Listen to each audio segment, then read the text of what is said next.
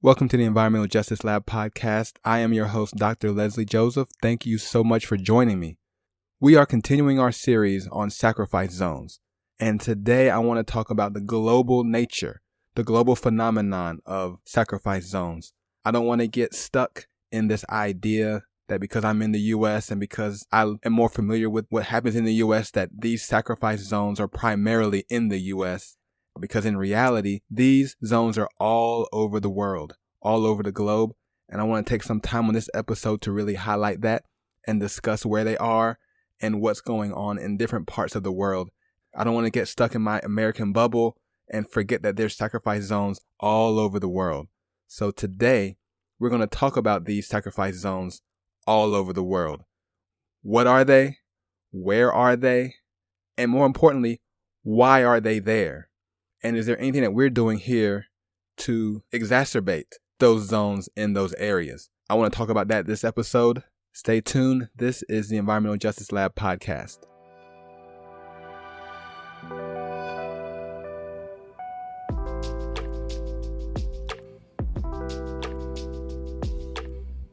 Welcome to the Environmental Justice Lab podcast. I am Dr. Joseph. Thank you so much for listening. This episode is about the global nature of sacrifice zones.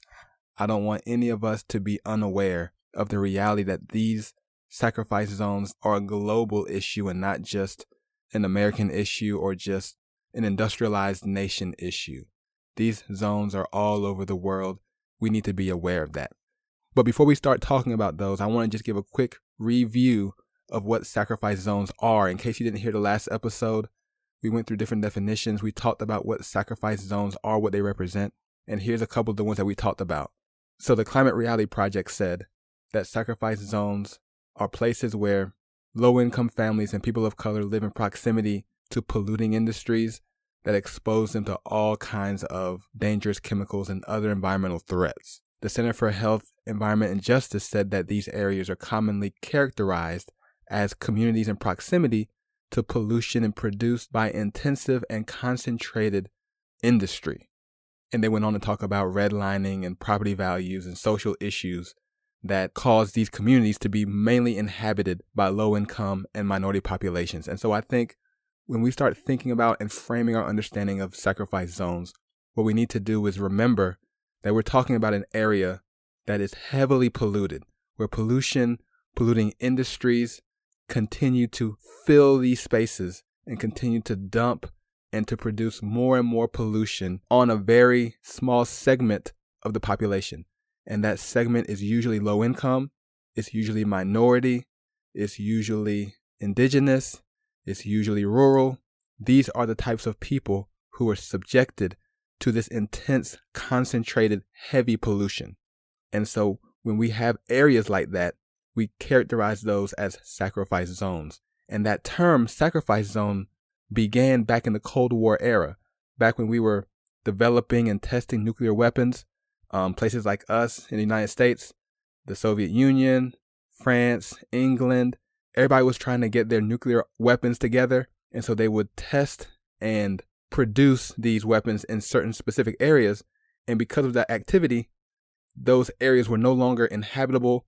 They were no longer useful for any productivity. And so they were deemed to be sacrifice zones. And that term has carried over with these pockets of heavy industrial pollution. That's how we talk about sacrifice zones. And in this episode, I just want to highlight the fact that these things are global. They are all over the world.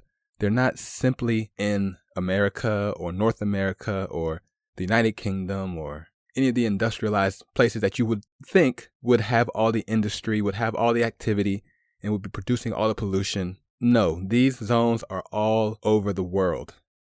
I'm talking about Africa, Asia, I'm talking about Eastern Europe, South America, everywhere we have these zones.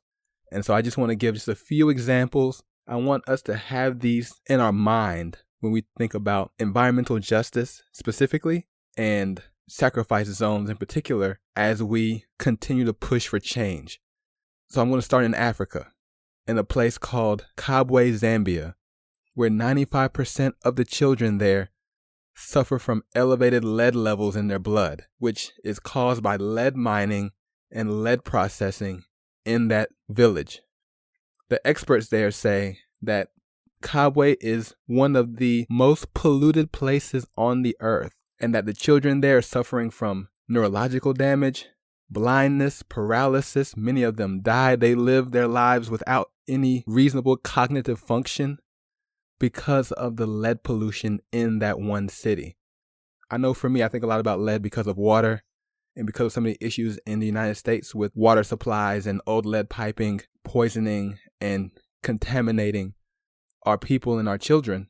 I can't imagine living in a place where 95% of the children, almost everybody, has elevated levels of lead in their blood, and that they're still mining and producing lead around them.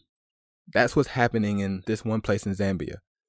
There's another discussion in the Niger Delta in Nigeria, where there's heavy amounts of oil and gas pollution, flares from the production facilities, the air being contaminated.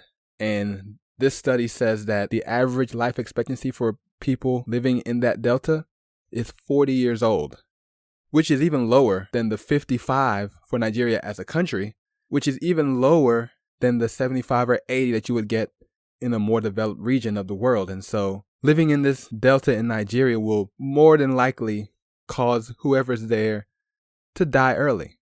The experts there are saying that this pollution that they're being exposed to can cause asthma attacks, headaches, back pain, abdominal pain, dizziness, diarrhea, kidney failure, and all kinds of health issues just from living in that area. And so I cannot imagine growing up there, raising a family there, and having to deal with this pollution consistently throughout your life as your life gets shortened. That's happening in Nigeria. In the Congo, I didn't know this, but more than half of the world's cobalt, which is what we're using for electric vehicles. So just a side note, we need to talk about electric vehicles at some point, because I know there's a lot of excitement about the way that they lower carbon emissions and how they are potentially more energy efficient. But we need to really talk about how we build these electric vehicles and what kind of damage that's wreaking on the rest of the world. Because in the Congo, half of the world's cobalt, which goes into those vehicles, comes from there. And all of that industrial activity to get cobalt out the ground leads to very, very high levels of pollution.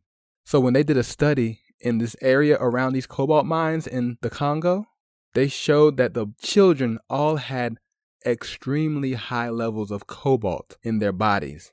Their levels were more than a dozen times higher than the safe level for miners that we have here in the United States. And that when you have these high levels of cobalt in your system, it affects your lungs, it affects your heart, it damages your blood. They've seen DNA damage, and they've seen cancer because of these exposures. And of course, because it's the Congo, there's little regulation, there's little oversight. So the people working in those mines, the people who live around those mines are not protected. They don't have the proper equipment to protect themselves from the exposures as they're working. They bring it home to their families. The people who live in that area are all suffering under the weight of that mining and industrial activity.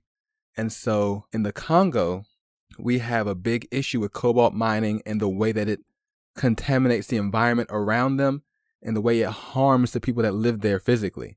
And so think about that just for a second. So when we're touting all of the great advances that we have here in terms of what we're producing and how we're being more energy efficient and how we're operating in ways that can help the environment, just know that all those resources, all of those minerals, all of those metals that we're using come from somewhere. And those places are probably being sacrificed for our ability to have what we believe is best for the environment. Those are just a couple examples from Africa. Now let's move over to Asia for a little bit. China extracts the majority of the world's rare earth minerals, elements that you can find in electric vehicles, wind turbines, mobile phones. When you think about these minerals and how they're mined and how they're extracted, those activities are very polluting. And so I'm reading this story here about a place called Baotou, and this study is saying that the air pollution is very high. there's toxic emissions all over the city from mining these minerals, and that lung cancer is a tremendous risk, particularly for children living in this area. And the people who are around these mines, around these activities, they have elevated levels of these minerals in their blood, in their hair, and that's in the dust, and it's in the soil. And so it's contaminating their whole environment. So wherever this mine is, that whole area surrounding it is a sacrifice zone. The people who live around it have been effectively sacrificed for the ability to get these minerals to other places to produce these products. And so we have to really be aware of not just what's happening, but where it's happening. And because of the structures around the world, people's exposures will be different. We can't consider how things are done in America or how they're done in England and then transfer that to these other nations and assume that that's how things are managed there. Even in America, we have a problem with sacrifice zones. And we have an EPA, we have state agencies, we have regulatory oversight. So imagine other countries where that might not be available to the residents. They're exposed to much higher levels of lead, of heavy metals, all of these different things, and their recourse is very minimal because of the structure they live in. Here's another example. The Kim River in Malaysia. This article says that it is one of the most polluted rivers in the world. In 2019, there was an incident where hazardous waste was being dumped in the river. And so because of this dumping, this article is saying that more than 5,000 children had breathing issues, vomiting, nausea, dizziness, because they were exposed to toxic chemicals from this dump. Things like benzene, methane, xylene, all of these chemicals are bad for you. And they found them in the children around this river in this area. And obviously, dumping illegally is wrong. And the country has worked hard to try to minimize the amount of times that illegal dumping takes place. But two things happen. One, those effects from that illegal dump still linger because the restoration process is very long and very difficult and very expensive. And so people are still being exposed to these chemicals. And two, there is still illegal dumping happening. The most recent was a bunch of toxic waste that had lead from a battery recycling facility in Malaysia. And so this place where they're recycling batteries illegally dumped some of their toxic waste into the river. And now we have lead and more contamination causing problems. These are some of the things that are happening in the Asian part of the world. These countries have to deal with this type of toxic pollution, and it's having a detrimental effect on the people that live around these areas, around these mines, around these factories, around these facilities. They're having a hard time living in these sacrifice zones. Let's move we went to Africa, we went to Asia, let's go down to Eastern Europe. There's a city named Bor, Serbia. This article calls it one of the most polluted cities in Europe. And they're saying it's heavily polluted because there's copper mining and smelting, and those activities release large amounts of air pollution. Sulfur dioxide, lead, zinc, mercury, arsenic. All of these contaminants are creating a legacy of environmental destruction and damage. Some of these reports are saying that the concentrations are so high that it even goes beyond the measuring range of the equipment that they're using to monitor it. So the readings are going literally off the chart. And because of that, the children are definitely being impacted. The people who work at these facilities, they're in the danger zone. And this article says that 80% of those workers suffer from at least 2 chronic diseases. You look at this city and you can just say, this whole city has been sacrificed. We've decided that this copper, these elements that we're mining and processing are more important than the people in that city. I'm not sure if the people in the city understand that, but that's what's essentially happening because you don't have any recourse. There's no protections. There's no oversight. There's no regulatory framework to protect people from these hazards. And so they're having to deal with it. Really, really unfortunate. The last thing I'll say about Eastern Europe, there's a section in this report that I'm reading that says that 36 of Europe's 50 most polluted cities are located in Poland. And this is largely due to the number of coal-fired power plants and the amount of heating that's done with wood and coal. And so the air quality is bad. You have elevated levels of particulate matter. You have toxic substances in the air and in the water. You have significantly lower life expectancy for both men and women. There's also mining in these areas where lead, cadmium, zinc, and other heavy metals are contaminating the soil where they grow vegetables and food. And so now the food stock that they have is contaminated and causes tremendous health issues for people who eat it. I've never been to Poland. I'm sure it's an amazing country. But there's something wrong when you have so much pollution, so many issues in one particular country in Europe. You can't tell me that out of all the European countries out there, you take the 50 most polluted cities and 36 of them are in one country? Somebody doesn't think very highly of Poland. And somebody or some people or some entities have looked at Poland differently than other parts of Europe. It just has to be said. It's unfortunate. But you can't look at these numbers and say that we're looking at all the European nations equally and operating with an understanding that everybody's equally valuable in this continent. That's just not happening. And it makes me sad to know that, because no one country should be required to bear so much of the environmental burden in ways that disadvantage them but give everyone else tremendous advantages, right? Power production, minerals, resources, they're being extracted from Poland while the environmental pollution and degradation stays there. It's really unfortunate. It shouldn't happen. And on our last tour around the world, we're going to take a stop down in South America and the Caribbean and talk about those sacrifice zones there, because there's a lot to be said. For instance, there is a place in Chile, the Quintero Punchanucavi. I hope I said that right. I'm not sure.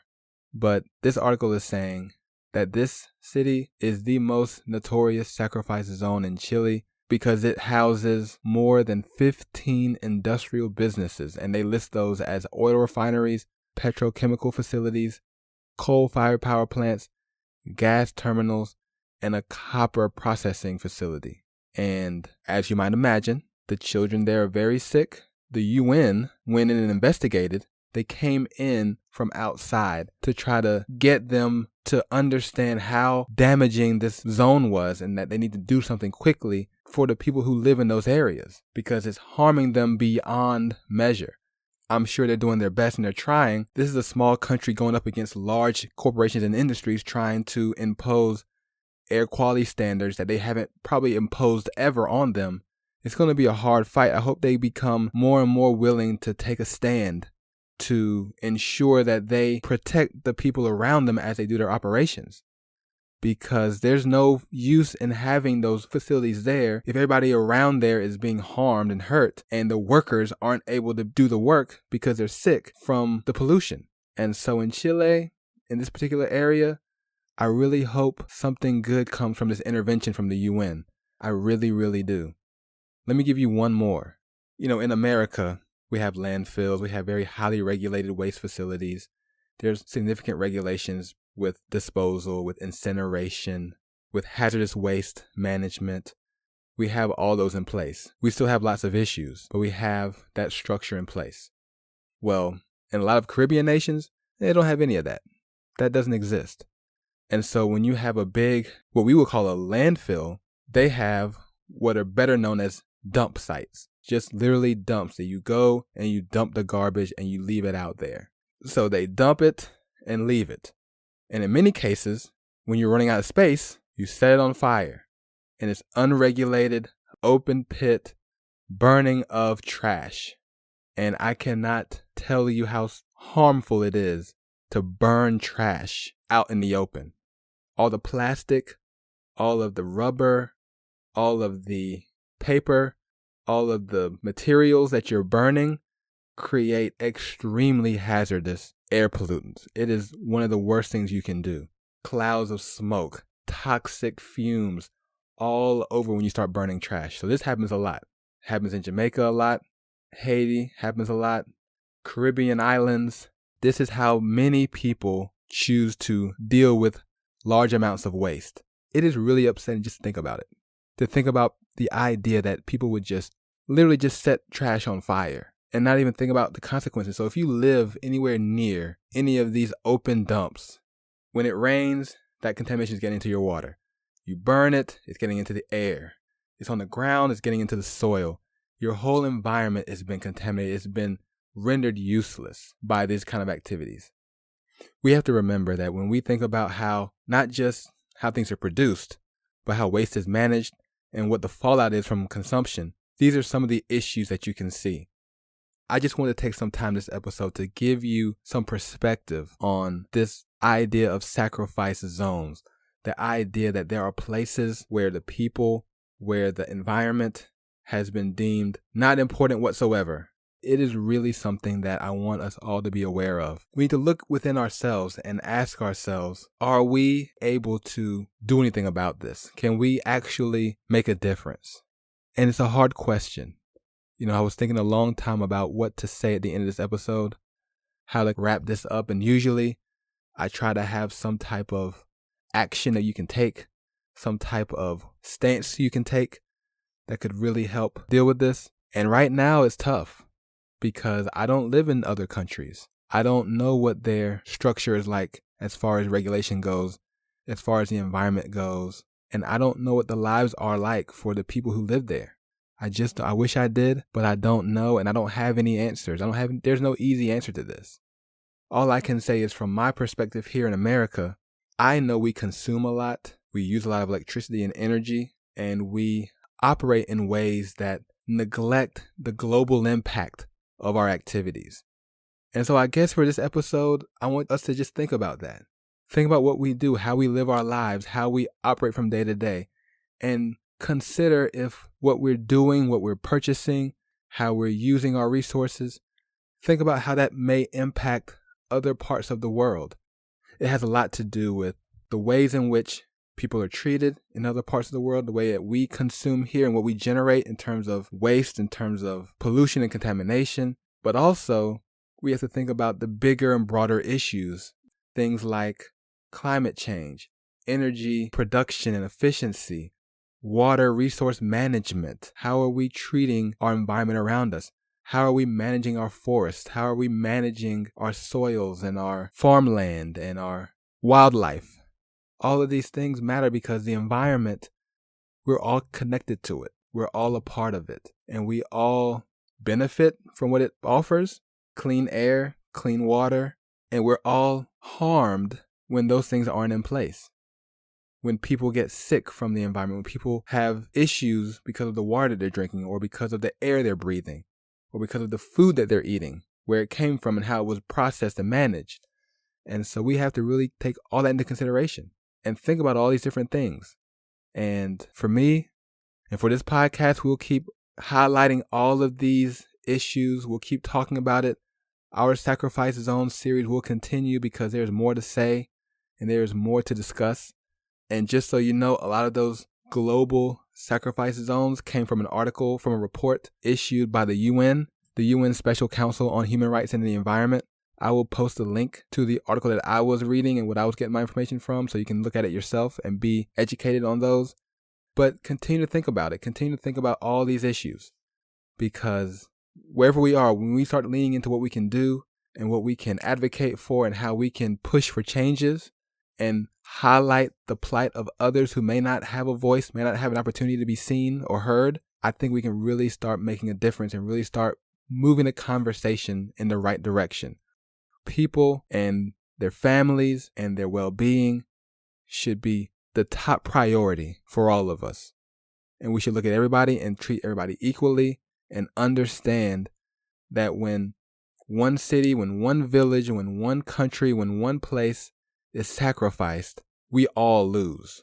We're all going to lose when that happens. Thank you for listening. My name is Dr. Joseph. This is the Environmental Justice Lab, where we are for the people and for the planet. See you next time.